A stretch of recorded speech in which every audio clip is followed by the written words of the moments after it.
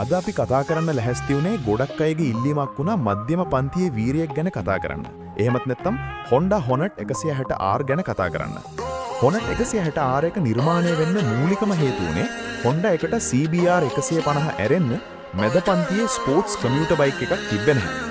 Yamaha FZS, FZ, Suzuki Gixxer, TVS Apache RTR 160, Bajaj Pulsar 150 වගේ bikes අනිත් motor company වලට තිබ්බත් Honda එකට තිබුණේ නැහැ.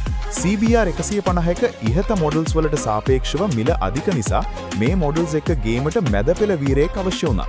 ඒ කාරණාවත් එක්ක තමයි Honda Hornet 160R ඉපදෙන්නේ. මේ බයික් එකේ එන්ජින් එක ගැන කතා කරොත් මේ බයික් එකට 162.71 cc air cooled 4-stroke SI engine එකක් තමයි ලබා දීලා තියෙන්නේ.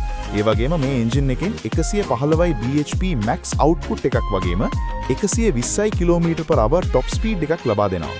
මේ එන්ජින් එකට පැයට කිලෝමීටර් 100ක වේගයක් ගන්න තත්පර 16.3ක් කාලයක් ගත වෙනවා.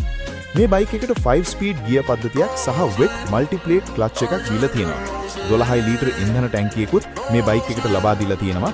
මේ බයික් එකේ ඉන්ධන කාර්යක්ෂමතාවය ගැන බැලුවොත් 48 කිලෝමීටර වගේ තමයි ගමන් කරන්න පුළුවන් වෙන්නේ. ඒ වගේම මේ බයික් එකේ මුණු බර විදිහට කිලෝග්‍රෑම් 140 හෝ 138 විදිහටත් සඳහන් කරන්න පුළුවන්. ඒ වගේම 17 ඉන්ච් රිම් එකක් තමයි දැක ගන්න ලැබෙන්නේ දෙපසම.